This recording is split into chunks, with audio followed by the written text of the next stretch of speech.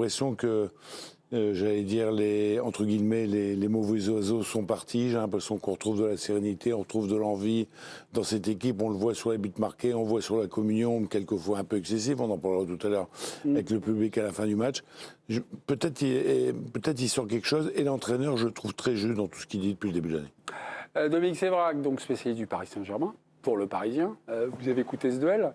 Ça va tourner un peu aux arguments parce que finalement le changement, l'habituel changement, c'est vrai que vous l'avez écrit. Dans le côté francilien, français, Île-de-France, ça c'est indéniable. C'est évidemment qu'il n'y a jamais eu autant de... Ah mais ça va plus loin que ça. Il y avait du désamour et là tout d'un coup la flamme est ça revenue. joue le fait qu'il y a un gamin de 17 ans qui soit titulaire, qui prenne le... Warren Zaïre-Emery. Comment ça s'appelle le mégaphone. Le mégaphone. Donc voilà, Vincent lui il est plus sur on nous fait le coup chaque année. Oui. On nous fait le coup chaque année, j'ai déjà payé pour voir, vous m'avez fait croire que... Et vous, alors vous êtes comment vous? Je trouve quand même qu'avec 6 recrues au coup d'envoi, avec la constance de 5 matchs, parce que ce qu'on a vu hier, c'est aussi, ça vient après Lyon, ça vient après même la défaite contre Nice, ça vient après le match contre Lens, je suis désolé Gervais, ou quand même, ne sois pas désolé, mon ami. À la perte du ballon, la constance de voir Zaïre-Emery, la constance de voir Ugarte, l'intégration de Barcola, moi je trouve qu'on ne parle pas beaucoup de ce qu'a fait Barcola hier. Pour moi, c'était le meilleur joueur parisien. Mais contre des piquets, c'est ce que va vous opposer. Il y avait des gens étouffés pris à la Dortmund, il y avait Dortmund avant. Il y avait Dortmund dans la semaine. Marseille, c'est pas grand-chose. Moi, ce que je remarque, c'est que Paris fait à nouveau peur. Dortmund et Marseille sont venus pour défendre et pas du tout pour jouer au foot. Les deux sont repartis avec une semi-valise 2 et 4, parce que Dortmund défense un peu mieux que Marseille. Mais moi, je trouve plutôt que Campia, il y a un énorme changement qui ne va faire que s'accentuer. Et la preuve, c'est que quand Kylian Mbappé est sorti sur blessure, on n'a pas senti de frisson d'angoisse. De panique ? Pas du tout. À la limite, le public n'a même pas vraiment scandé son nom quand il est sorti. Pourquoi? Parce qu'en fait, les autres, on avait envie de les voir. Non, mais parce que personne n'avait peur. Personne n'avait peur que ça se passe mal, surtout. Personne n'avait peur que ça se passe mal. Ça ne pouvait pas mal se passer. Juste par rapport, tu dis que ce match, c'est la continuité des matchs d'avant. Là, pour le coup, je ne suis pas d'accord. Je pense que ce match est bien meilleur que les matchs d'avant. Les 4 matchs précédents du PSG, le PSG avait concédé à chaque fois entre 12 et 19 tirs à ses adversaires contre Lyon, sur les 4 matchs précédents. Et hier, c'est pas le cas. Donc je trouve que c'est mieux. Il y a une vraie progression. Et là-dessus, je suis d'accord avec on a vraiment ressenti une chose, c'est que le Classico, hier soir, avait plus de sens pour les Parisiens que pour les Marseillais. On n'a pas eu l'impression, nous on s'est dit, ils sont en difficulté au niveau de l'extra-sportif, mais c'est le Classico, ils vont arriver le couteau entre les dents et tout est possible. Et en fait, c'est pas du tout ça qui s'est passé. On n'avait pas une équipe qui joue un Classico. On a l'habitude d'habitude que je suis d'accord avec toi, il y avait une seule équipe qui l'a joué le Classico. C'est pour ça qu'on a eu le sentiment que cette équipe du Paris Saint-Germain, elle était vraiment parisienne et que ça avait un sens pour eux. Et on l'a vu sur la célébration, quand on voit Nordi Mukiele, quand on voit Kolo Muani, quand on voit etc.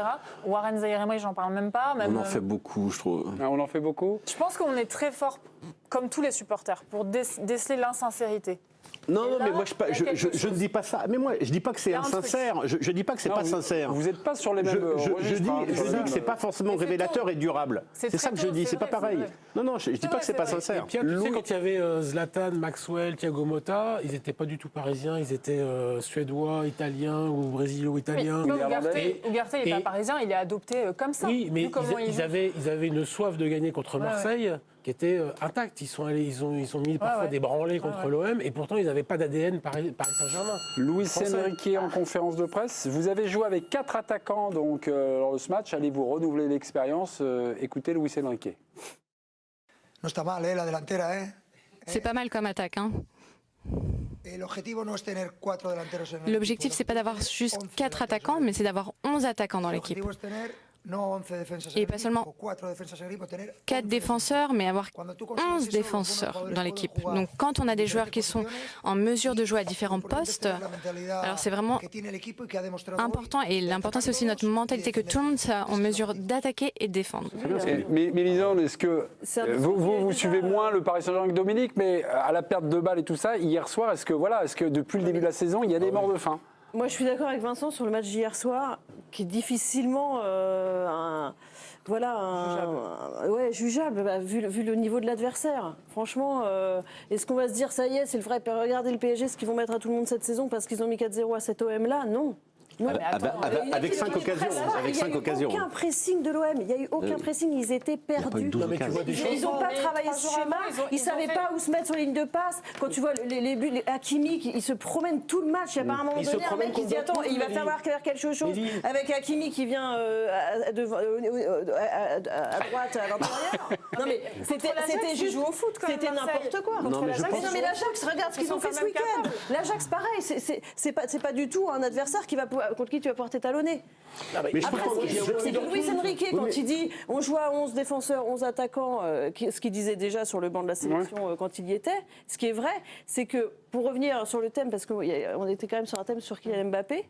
Oui, non, enfin c'est à la fois là, c'est le point de départ Mbappé. Qui est quand même un mal, enfin en tout cas récurrent sur les dernières saisons parisiennes. Il y a pas mal de matchs où il a quand même sauvé son équipe. Beaucoup trop de matchs. Ouais, trop de matchs. Et là, je pense qu'effectivement, ce qui va changer, à mon avis, c'est que Luis Enrique, dans son logiciel, jamais il joue pour un joueur. Il va pas jouer pour un joueur. Mais ce qui est sûr aussi, c'est qu'à un moment donné, dans les gros matchs de Ligue des Champions, c'est le talent de ces joueurs-là qui va faire la différence de toute façon. Mais je trouve qu'on confond un peu sur hier soir. En fait, on confond la joie que les Parisiens ont ressenti et ont donné à leur public et la réalité du jeu. Parce que même la première période, comptez le nombre d'occasions nettes qu'il y a eu en première période, avec une domination pareille. Mais extrêmement peu. Extrêmement peu. Ça n'a pas été des vagues qui sont revenues sans arrêt. Il y a eu très peu d'occasions. Il y a eu 80% de possession, etc.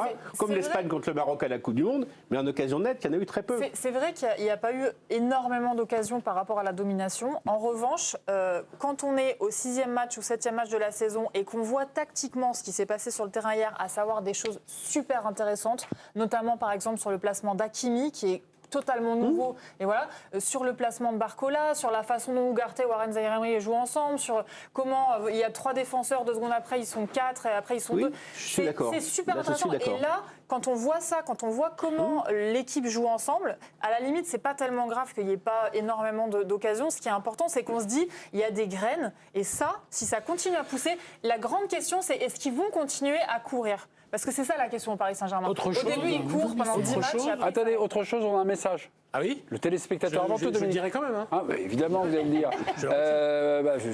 C'est peut-être une question auquel vous pouvez répondre. Eh bien, c'est Pierre-Nick qui... Comment il s'appelle ? Pierre-Nick. Ah bah, salut. Il nous a envoyé un petit message sur l'équipe Connect. Très joli. Ce PSG-là est-il moins Mbappé dépendant car l'effectif semble plus équilibré que la saison précédente ? C'est la question qu'il pose.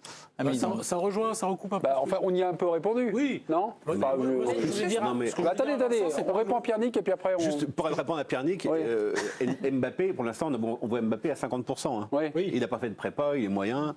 Donc on va attendre un peu avant de dire que ça va bien sans lui. Il a 8 buts en 5 matchs. Voilà, on va attendre un peu. Il reste indispensable. Non, mais ce que je voulais dire... Pierre-Nick, on attend un peu. Voilà. Ce que je voulais dire à Vincent, c'est par exemple...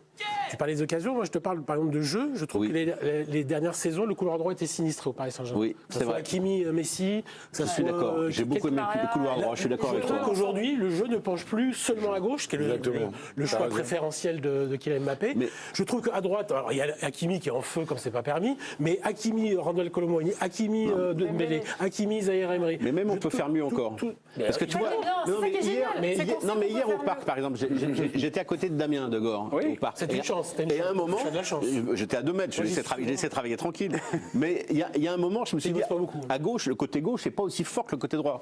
Mais Barcola a fait un super match et je lui disais, mais tu te rends compte avec si Nuno Mendes arrive, avec Nuno Mendes, que ça peut donner. Bon après, est-ce que tu auras le même équilibre ? Mais si jamais tu arrives à faire à gauche avec Nuno Mendes et Barcola, ce que tu es en train de faire avec Hakimi, à droite avec Hakimi et Dembélé, là ça peut être intéressant. C'était pas comme ça avant. Non, mais je suis d'accord. Je suis d'accord avec ces arguments. Petite graine par petite graine, comme dit Pierre, ça change. Moi, je me demande quand même si au début de Tourelle, il n'y avait pas ces mêmes discours enthousiastes. Mais même Galtier, au début, à chaque fois. C'est pour Tourelle, c'était vraiment nouveau. Il y avait une énergie qu'il n'y avait pas avant. Est-ce qu'on voit, c'est on voit autre chose. C'est la question, c'est si on continue à courir, c'est la grande question. Tourelle, c'est un changement tactique. Non mais attendez, écoutez Pierre, et puis après on ira vous voir. Je voudrais juste dire un truc. On sent beaucoup moins de dépendance cette saison. On sent aussi son plaisir à jouer avec ses partenaires, notamment parce que c'est en partie lui qui les a fait venir en fait au Paris Saint-Germain. Je pense notamment à Dembélé ou à Colomboigny.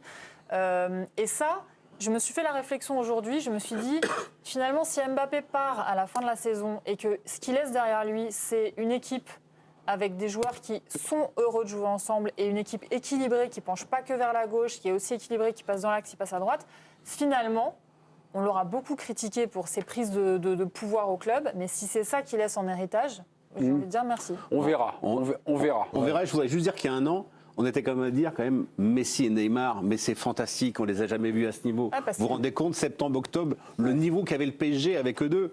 Mais on n'avait jamais vu ça. Et le PSG allait marcher sur l'Europe. Ça a duré jusqu'à la Coupe du Monde. Jusqu'à la Coupe du Monde. Jusqu'à la Coupe du Monde. Jusqu'au match contre Lille. Mais la différence, Vincent, c'est que la beauté du football qui se jouait entre eux trois. Elle diffusait pas dans l'équipe. Elle n'était pas contagieuse. Non, mais parce que c'est impossible. C'est parce que c'était injouable. C'était une équipe éberluée parce qu'ils arrivaient à faire tous les trois, mais le reste de l'équipe ne pouvait pas suivre ce niveau. Président. Je pense que le joueur qui apporte le plus pour moi à PSG, c'est Ugarte.